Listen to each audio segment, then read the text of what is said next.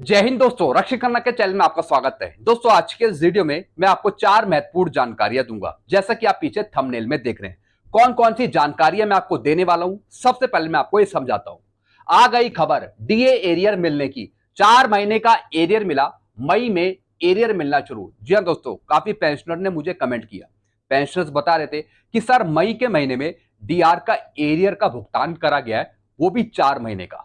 जी हाँ दोस्तों, किस चीज का ये एरियर है और किसने दिया, पूरी जानकारी मैं आपको आगे दूंगा। फिटमेंट फैक्टर की सरकारी रिपोर्ट जारी, इतना मिलेगा। जी हाँ दोस्तों, एक रिपोर्ट जारी करी गई है, एक कंपैरिजन चार्ट जारी करा गया है, जिसमें बताया गया है कि नेताओं की, विधायकों की पे, पेंशन, सैलरी कितनी बढ़ती है और उसके मुकाबले सरकारी कर्मचारियों की, पेंशनर्स की पे, पेंशन, सैलरी कितनी बढ़ती है। दोनों का डिफरेंस समझाया है। जी हाँ दोस्तों, एक रिपोर्ट में आपको आगे समझाऊंगा। पेंशनर्स और कर्मचारियों को फिटमेंट फैक्टर 2.58। जी हाँ दोस्तों, पेंशनर्स को, सरकारी कर्मचारियों को 2.58 फिटमेंट फैक्टर। दूसरी तरफ नेताओं, विधायकों को फिटमेंट फैक्टर 9.33।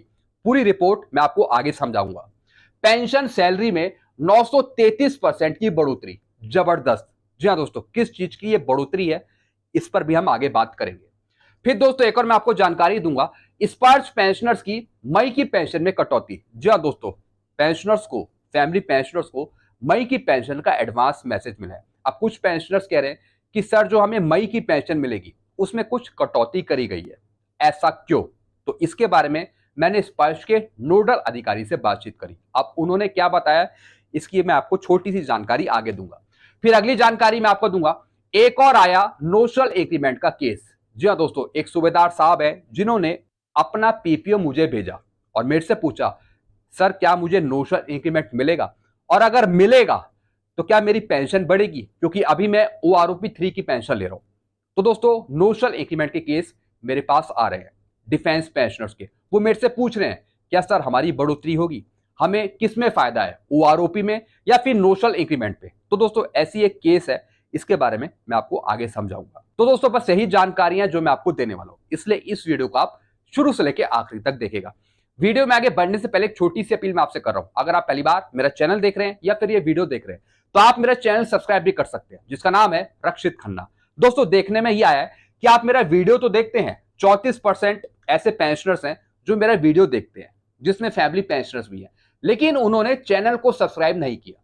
जी हाँ दोस्तों, तो दोस्तों, अगर आप मेरा वीडियो देख रहे हैं तो चैनल को आप जरूर सब्सक्राइब करें, ताकि मुझे मोटिवेशन मिले, मेरे को एक नई एनर्जी मिले और मैं आपको नई नई जानकारियां फिर दे सकूं। जी हाँ दोस्तों, तो दोस्तों, चैनल को आप जरूर सब्सक्राइब करें। अभी तक 34% ऐसे पेंशनर्स हैं जिन्होंने चैनल को सब्सक्राइब नहीं किया, लेकिन वो वीडियो देखते हैं। तो दोस्तों, वीडियो देखने के साथ साथ चैनल को भी आप जरूर जरूर सब्सक्राइब करें, ताकि जो मेरी जानकारी है वो जल्द से जल्द आपको मिल सके। चलते हैं दोस्तों पहली जानकारी की तरफ। स्पर्श पेंशनर्स की मई की पेंशन में कटौती। जी हाँ दोस्तों, कुछ स्पर्श के पेंशनर्स कह रहे हैं, फैमिली पेंशनर्स भी कह रहे हैं कि सर, जो हमें मैसेज मिला मई की पेंशन का, वो पूरा नहीं मिला, कुछ कटौती करी गई है। यानी पिछली बार जो हमें पेंशन मिली थी अप्रैल की, वो पूरी मिली थी, लेकिन इस बार जो मई की मिल रही है उसमें कुछ कटौती करी गई है, ऐसा क्यों? इसके बारे में मैंने स्पर्श के नोडल अधिकारी से बातचीत करी। उन्होंने बताया कि पेंशनर्स या फिर फैमिली पेंशनर्स अपने रजिस्टर फोन नंबर से पीसीडीए स्पर्श को कॉल करें। जी हाँ दोस्तों, आपको अपने रजिस्टर फोन नंबर से पीसीडीए को कॉल करना है और कारण पूछना है कि भैया मई की पेंशन में कटौती क्यों करी जा रही है। अगर आप किसी दूसरे नंबर से बात करते हैं तो दोस्तों, फिर वो आपको कारण नहीं बताएंगे। आपको अपने रजिस्टर फोन नंबर से ही कॉल करना है, जो आपका स्पर्श पे, पीसीडीए पे रजिस्टर फोन नंबर है। अब दोस्तों, कुछ टेक्निकल रीजन है, कुछ प्रॉब्लम है, जिसके चलते अनवांटेड रिकवरी हो रही है आपकी मई की पेंशन पे। कोई वैसा कारण नहीं है, कोई इंपॉर्टेंट कारण नहीं है, लेकिन कुछ टेक्निकल ग्लिच है, कुछ प्रॉब्लम्स हैं, जिसके चलते आपकी मई की पेंशन आपको पूरी नहीं मिल रही, कुछ कटौती करी जा रही है। हालांकि इसके लिए आपको शिकायत डालने की जरूरत है। जी हाँ दोस्तों, कल आपको पेंशन तो मिल जाएगी मई की, जितनी भी आपको मिले, जितना मैसेज आया, लेकिन अगर आपको पूरी पेंशन चाहिए, उसके लिए आपको शिकायत डालनी पड़ेगी। शिकायत आप डालें स्पर्श पे या फिर सीपी ग्राम में भी शिकायत डाल सकते हैं। जी हाँ दोस्तों, तो दोस्तों, स्पर्श के नोडल अधिकारी ने बताया कि सबसे पहले कारण जानने के लिए आप अपने रजिस्टर फोन नंबर से पीसीडीए को कॉल करें, उनसे पूछे कि भैया मई की पेंशन क्यों काटी जा रही है। कुछ पेंशनर्स की अनचाही रिकवरी हुई है। जी हाँ दोस्तों, मई की पेंशन में कुछ अनचाही रिकवरी हुई है, अनवांटेड रिकवरी हुई है। इसके लिए आपको तुरंत शिकायत डालने की जरूरत होगी जब आपको कल पेंशन मिल जाएगी। जब पेंशन मिल जाएगी, आपके खाते में आ जाएगी, उसके बाद ही आप शिकायत डालेंगे सीपी ग्राम में या फिर स्पर्श में। चलते अगली जानकारी की तरफ। एक और आया नोशनल इंक्रीमेंट का केस सूबेदार साहब का। जी हाँ दोस्तों एक केस मेरे पास आया है नोशनल इंक्रीमेंट का। सूबेदार साहब है, मैं आपको इनका पीपीओ दिखा रहा हूं। जी हाँ दोस्तों ये रिटायर हो गए थे 31/12/2023 को। लास्ट इंक्रीमेंट इनको मिला था जनवरी 2023 का। अब ये कह रहे हैं क्या मुझे जनवरी 2024 का इंक्रीमेंट मिलेगा? बिल्कुल दोस्तों, इनको मिलेगा नोशनल इंक्रीमेंट, लेकिन इनकी पेंशन नहीं बढ़ेगी। वो इस वजह से क्योंकि नोशनल इंक्रीमेंट में इनको फायदा नहीं हो रहा। 31/12/2023 में रिटायर हुए। पेंशन अभी ये ले रहे हैं OROP 3 की। कितनी? 31,500। सूबेदार इनका रैंक है, 30 साल इनकी सर्विस है। अब दोस्तों यहां पे देखिए, जब ये रिटायर हुए तो इनकी बेसिक पे फिक्स करी थी 55,200 पे मैट्रिक्स के अनुसार। उसमें भी इनको फायदा नहीं हो रहा था। जी हाँ दोस्तों, स्पर्श पीपीओ में बेसिक पे फिक्स करी 55,200, मिलिट्री सर्विस पे ऐड करेंगे 5,200 की, दोनों का टोटल करेंगे, आधा करेंगे तो इनकी पेंशन बनेगी 30,200। इसलिए इनको ये पेंशन बेनिफिशियल पेंशन नहीं है, इसलिए इनको ये नहीं दी जा रही। इनको OROP 3 की दी जा रही है 31,500, ये इनको मिल रही है। अगर इनको नोशनल इंक्रीमेंट दिया जाता है जनवरी 2024 का तो इनकी बेसिक पे हो जाएगी 56,900, उस पे मिलिट्री सर्विस पे ऐड होगी 5,200, दोनों का टोटल करेंगे, आधा करेंगे तो 31,050 इनकी बेसिक पेंशन बनती है। अब इससे ज्यादा तो ये OROP 3 में ले रहे हैं 31,500, इसलिए नोशनल इंक्रीमेंट का फायदा इनके लिए बेनिफिशियल नहीं है। इसलिए इनको OROP 3 की पेंशन बेनिफिशियल है, वो इनको बेनिफिट दे रही है और यही फिर वो आगे लेंगे। नोशनल इंक्रीमेंट में इनको फायदा नहीं हो रहा। तो अगर आपको भी कोई सवाल है, अगर आपकी भी कोई दिक्कत है नोशनल इंक्रीमेंट की, तो आप मेरे से पूछ सकते हैं। चलते हैं दोस्तों अगली जानकारी की तरफ।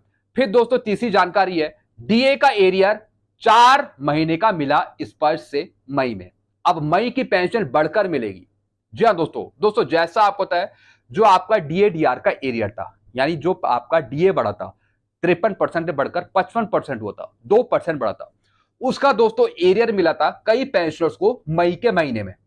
एक पेंशनर है जिन्होंने मुझे मैसेज किया, जैसे कि आप यहां पे देख रहे हैं, सर जी मई के महीने में डीए का एरियर मिला है 4 महीने का, क्या सही मिला है? और मई की पेंशन डीए 55% के साथ मिल रही है। जी हाँ दोस्तों मैंने इनका एरियर चेक किया, 4 महीने का इनको एरियर मिला जनवरी, फरवरी, मार्च, अप्रैल का, और मई की पेंशन इनको डीआर 55% के साथ बढ़कर मिल रही है। एरियर इनको बिल्कुल सही मिला डीआर का। जी हाँ दोस्तों, अगर आपको अभी तक नहीं मिला डीआर का एरियर जो 53% से बढ़कर 55% डीए हुआ था, अगर नहीं मिला तो आप नीचे कमेंट कर सकते हैं, फिर आपको शिकायत डालने की जरूरत है। वैसे दोस्तों काफी पेंशनर्स को, फैमिली पेंशनर्स को स्पर्श की तरफ से डीआर का एरियर दिया जा चुका है। जिनको नहीं मिला था पहले, उनको मई के महीने में भी दिया गया 4 महीने का डीआर का एरियर। चलते हैं दोस्तों अगली जानकारी की तरफ। अब दोस्तों एक रिपोर्ट में आपको समझाऊंगा। सांसदों, विधायकों, नेताओं की सैलरी पेंशन 9.33 गुना। जी हां दोस्तों, और सरकारी कर्मचारियों, पेंशनर्स की सैलरी पेंशन 2.58 गुना। रिपोर्ट जारी। जी हां दोस्तों, अब दोस्तों मैं आपको एक रिपोर्ट दिखाने वाला हूं और दोस्तों इस रिपोर्ट को आप सही से समझिएगा और उसके बाद आप अपनी प्रतिक्रिया दीजिएगा।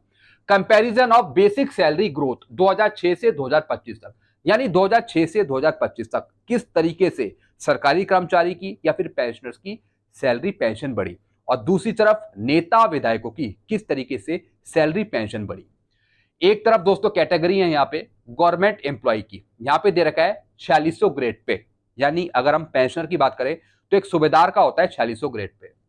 फिर दोस्तों यहाँ पे देखिए बेसिक सैलरी है 2006 में 4600 ग्रेड पे की सरकारी कर्मचारी की 12,540, और दोस्तों अगर हम 2025 में देखें तो कितनी हुई 44,900, 44,900, यानी कितना परसेंट इंक्रीज हुआ 258.05% 2006 से लेके और 2025 तक। और दोस्तों कितनी ग्रोथ हुई, कितना फिटमेंट फैक्टर यूज हुआ, कितना मल्टीप्लायर हुआ 2.58, यानी 2 गुना।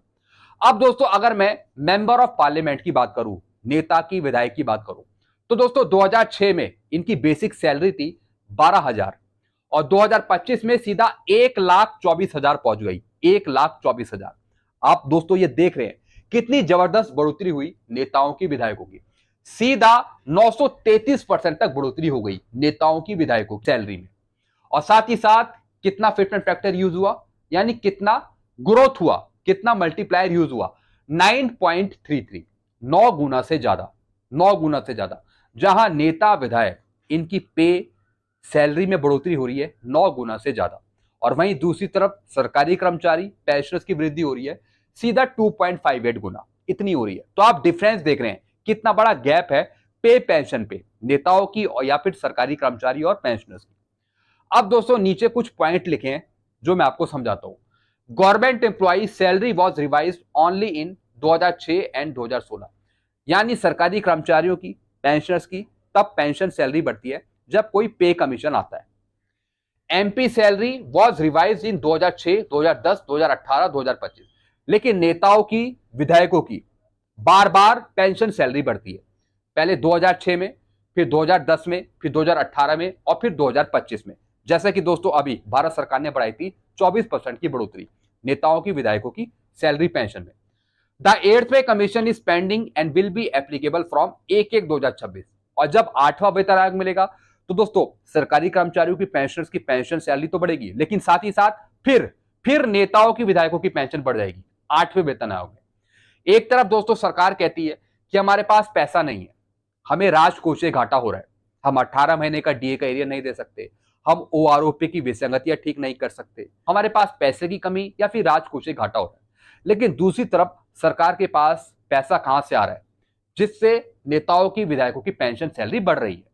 वो पैसा कहां से आ रहा है, ये मैं सवाल कर रहा हूं। जी हाँ दोस्तों, ये पेंशनर्स का भी सवाल है।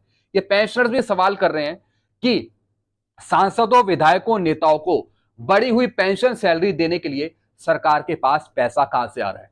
जी हाँ दोस्तों, नेताओं की, विधायकों की पे पेंशन सैलरी कैसे बढ़ रही है, और दूसरी तरफ सरकारी कर्मचारियों की या फिर जो पेंशनर्स है उनकी पे सैलरी ज्यादा नहीं बढ़ रही, उल्टी जो विसंगतियां हैं वो भी ठीक नहीं हो रही। ये एक सबसे बड़ा सवाल खड़ा होता है। आप भी दोस्तों अपने नीचे कमेंट करेगा, आपके अपने विचार क्या है। तो दोस्तों बस यही जानकारियां थी जो मैं लेके आया था। आई होप सारी जानकारी आप अच्छे से समझ होंगे। आपको और कुछ पूछना हो तो आप नीचे कमेंट कर सकते हैं। ऐसी जानकारी अक्सर आपको मिलती रहती है इस चैनल के माध्यम से। Thank you so much.